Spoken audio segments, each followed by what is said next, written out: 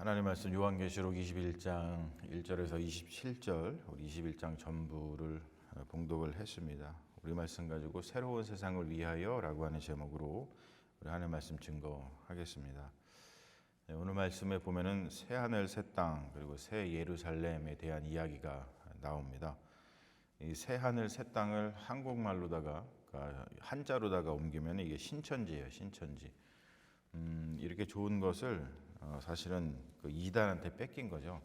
새하늘과 새 땅, 그것을 신천지에게 뺏겼는데 그러다 보니까 이 요한계시록에 대한 그 왜곡이 너무나 심해서 요한계시록의 이 멋진 말씀, 정말로 어디서 정말 볼 수 없는 이 귀한 말씀이 왜곡이 돼서 사람들한테 전해지니까 기독교의 신앙 자체가 좀 우스워지고 기독교의 신앙이 왜곡이 되고 또 기독교 신앙이 제대로 좀 힘을 발휘하지 못하는 어처구니 없는 그런 일들이 벌어지고 있죠.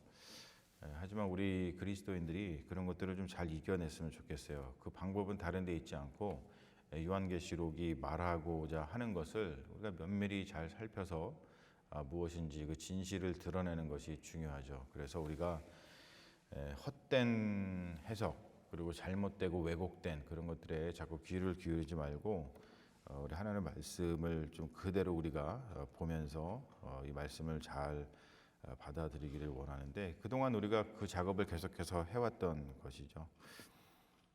요한계시록이 벌써 이제 27번째 시간이에요. 그리고 다음 시간 28번째 시간으로 끝날 것 같은데 올해 2025년 요한계시록과 함께 시작을 해서 봄과 여름을 다 보내고 이제 가을이 오는 길목에서 요한계시록을 마치는 이 시점에 정말 감사한 마음이 듭니다.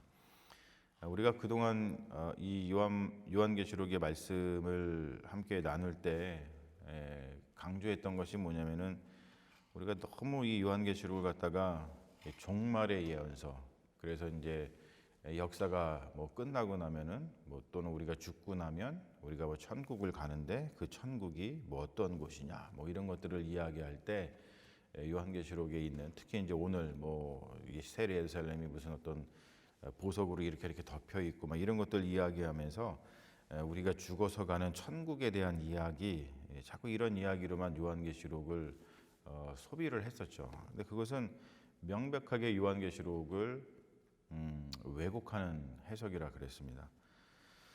요한계시록은 저 세상에 대한 이야기가 아니고요. 이 세상에 대한 이야기입니다. 하나님의 백성이 어떻게 이 땅에서 살아가야 되는지를 가르쳐주는 책이죠. 오늘 본문을 보면은 요한계시록 21장은 긴 여정을 마무리하면서 새 하늘과 새 땅을 보여줍니다. 그런데 이것은 죽은 뒤에나 가는 천국 이야기가 아니죠. 뭐냐면은 정말 중요한 게 뭐냐면 지금 이 세상이 너무나 낡고 그리고 너무나 고통스럽기 때문에 하나님께서 새로운 세상을 여시겠다라고 하는 선포가 담겨 있는 복음입니다.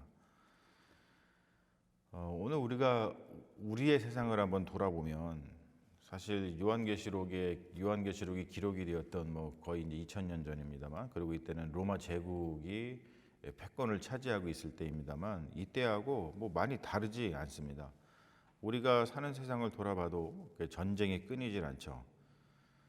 전쟁이 끊이질 않아요. 특별히 제가 뭐 이렇게 출퇴근하면서 그 KQ22 뉴스, NPR 뉴스 뭐 이런 거를 이제 듣고 오는 걸 좋아하는데 오늘도 새벽기도 오면서 뉴스 들으면서 왔거든요. 벌써 어떤 이야기 하냐면은 그 가자지구 전쟁 때문에 가자지구에 famine 흉년이 들어가지고 starvation 지금 다 굶주려 죽고 있다 그런 이야기를 해요.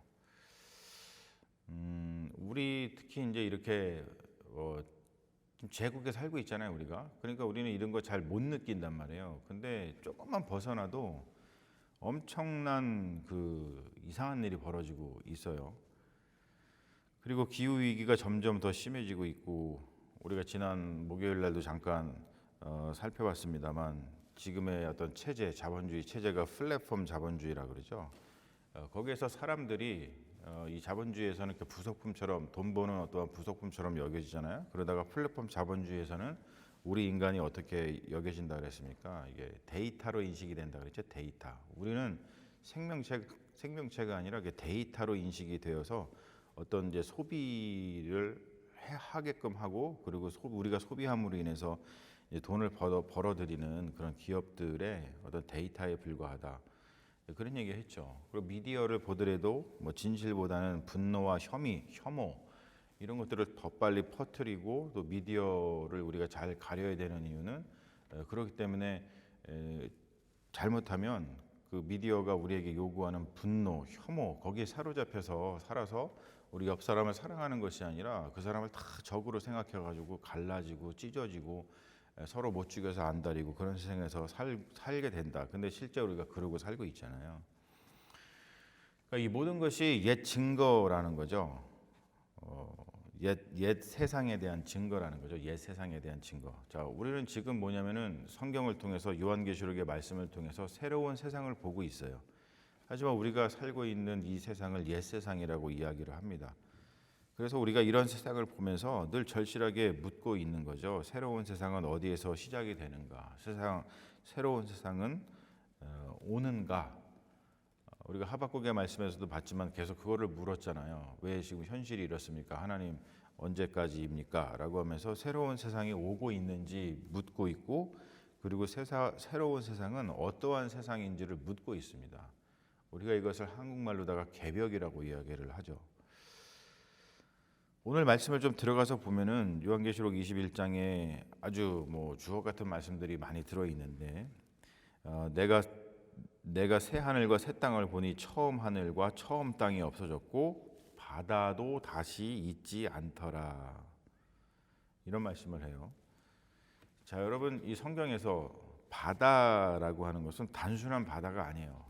우리가 저 가면은 낭만적인 바다, 파도가 치고 또 그래서 뭐 서핑을 하고 그런 바다를 이야기하는 것이 아니고, 이 고대 세계에서, 즉 뭐냐면 요한계시록이 기록될 당시의 세계에서 바다는 혼돈 그리고 제국 권력의 상징으로다가 표현이 됐어요. 그러니까 우리가 출애굽기를 보면은 출애굽 때에 바로의 군대가 바다에 빠져 죽잖아요. 그 말은 뭐냐면 제국이 몰락했다라고 하는 뜻이고, 또 다니엘서에서 보면은 짐승들이 어디에서 올라와요? 바다에서 올라옵니다. 그 말은 뭐냐면 제국이 출현했다, 그런 뜻이에요. 그러니까 바다라고 하는 것은 성경에서 다 그런 이미지를 가지고 있습니다. 바다가 사라졌다라고 하는 것은 그럼 뭐겠어요? 지금 이 요한계시록에서 우리가 계속해서 지난 20장에 걸쳐서 26번에 걸쳐서 계속 봤습니다만, 바다가 사라졌다라고 하는 것은 곧 제국의 폭력, 제국의 억압이 사라졌다, 뭐 이런 선언인 거죠. 사실 이게 참 놀라운 선언인 겁니다. 그리고 이렇게 이어지죠. 또 오늘 말씀 보면은 보라, 하나님의 장막이 사람들과 함께 있음에, 하나님께서 백성과 함께 계시고 눈물을 닦아주신다 그래요. 여러분, 이것은 뭐냐면 권력자들, 뭐냐면 사람들의 눈에서 피눈물 나게 하는 그 권력자들이 지배하는 그런 세계가 끝나고 하나님께서 친히 백성과 함께 하시는 그 임마누엘 공동체에 대한 표현입니다. 자, 그리고 또 이런 말씀하셔요. 다시는 사망이 없고 애통하는 것이나 곡하는 것이나 아픈 것이 다시 있지 아니하리니 처음 것들이 다 지나갔음이러라. 우리가 되게 이 말씀은 뭐 장례 예배 때 많이 이제 씁니다만, 이것은 사실 단순히 그 개인의 눈물을 닦아주시는 이야기를 넘어서서 어떤 사회적 고통을 만들어내는 체제, 계속 우리가 살펴봤죠. 그것이 무너지고 새로운 질서가 선포되는 겁니다. 여러분 생각해 보세요.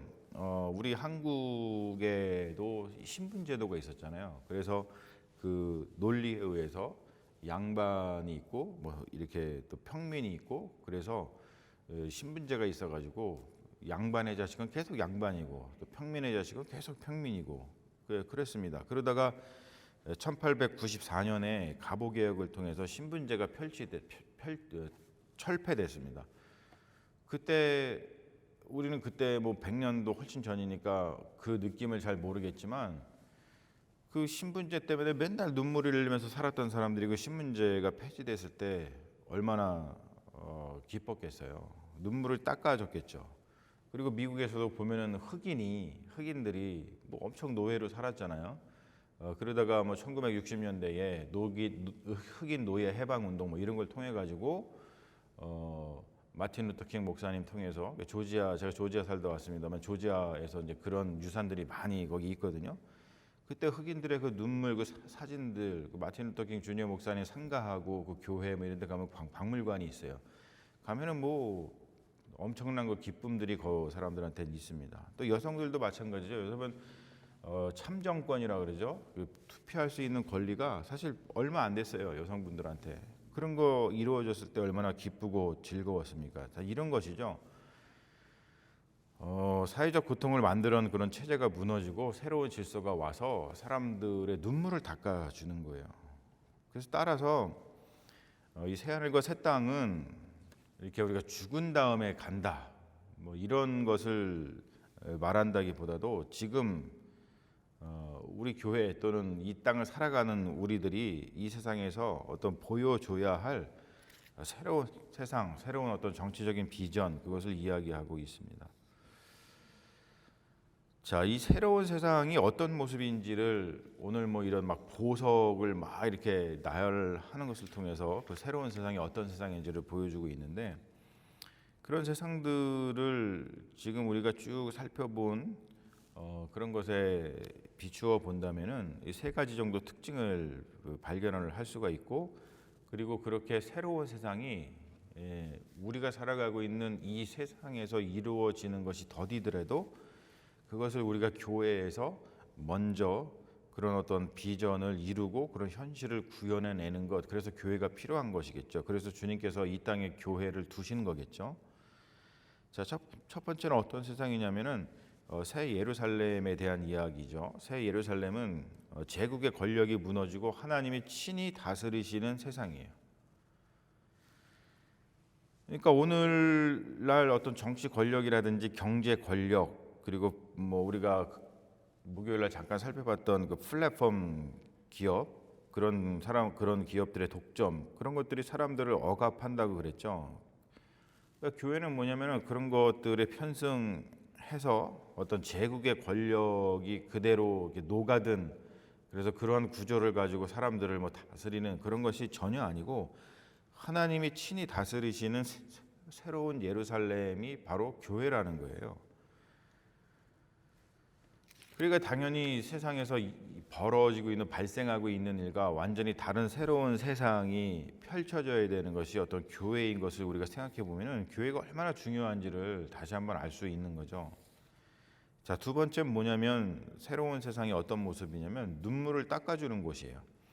하나님께서 친히 그의 눈물을 닦아주신다고 말씀하시죠. 새로운 세상을 기다리는 교회는 지금 이 자리에서 우리가 지금 고통받는 그런 이웃들의 눈물을 닦아주는 교회.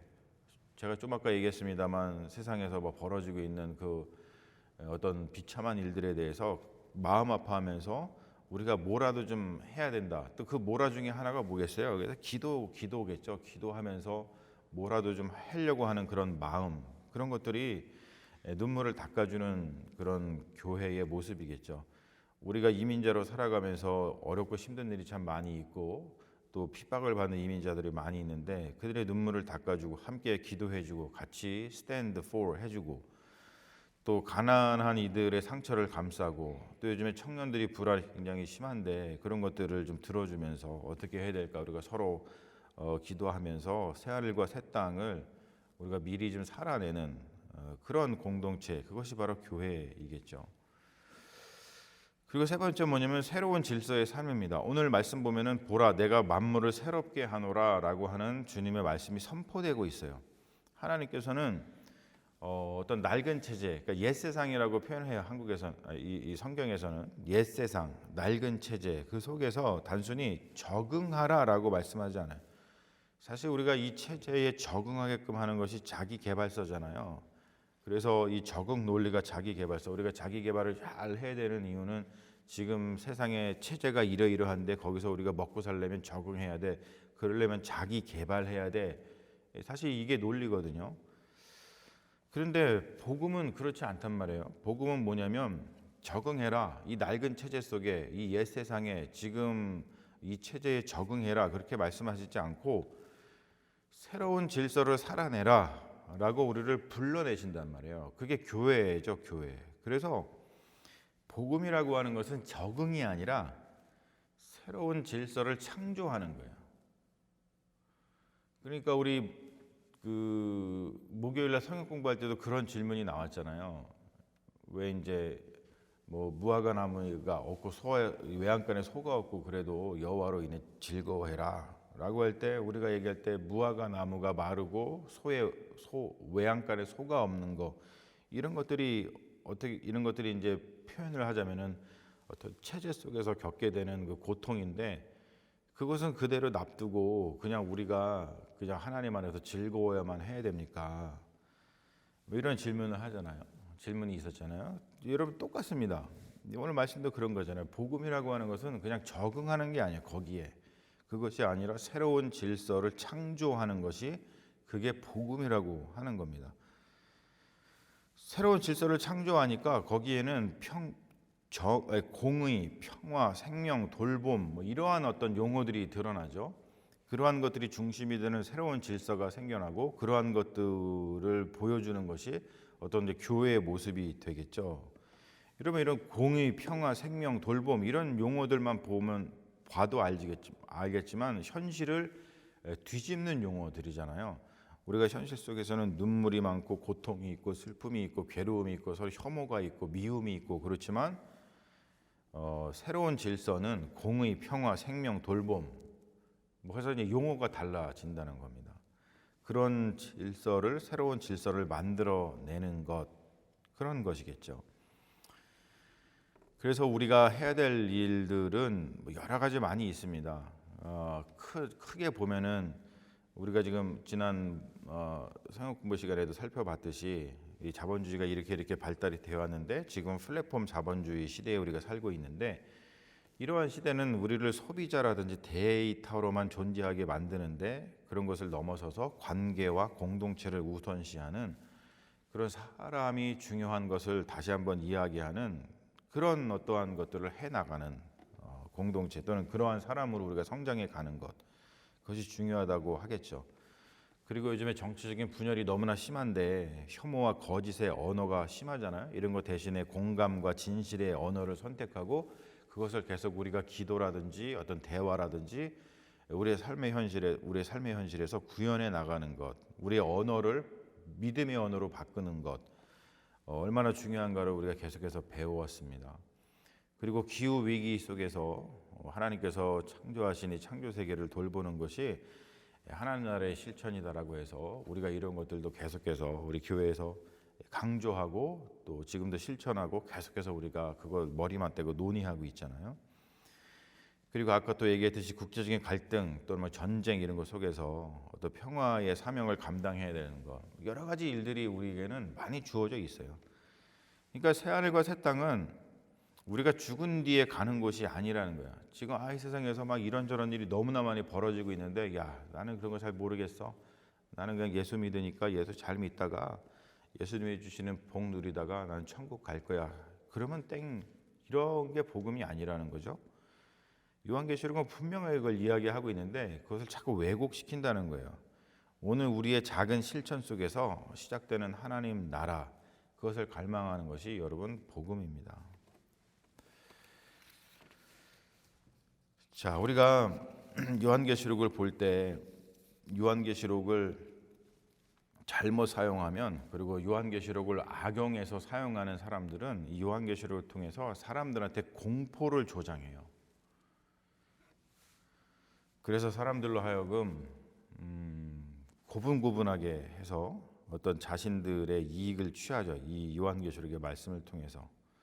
하지만 여러분, 거기에 속지 마시고 우리가 그동안 살펴봤던 그 요한계시록의 그 말씀을 잘 다시 한번 생각해 보시고, 절대 거기에 마음을 빼앗기지 마시고 오늘 말씀을 보세요.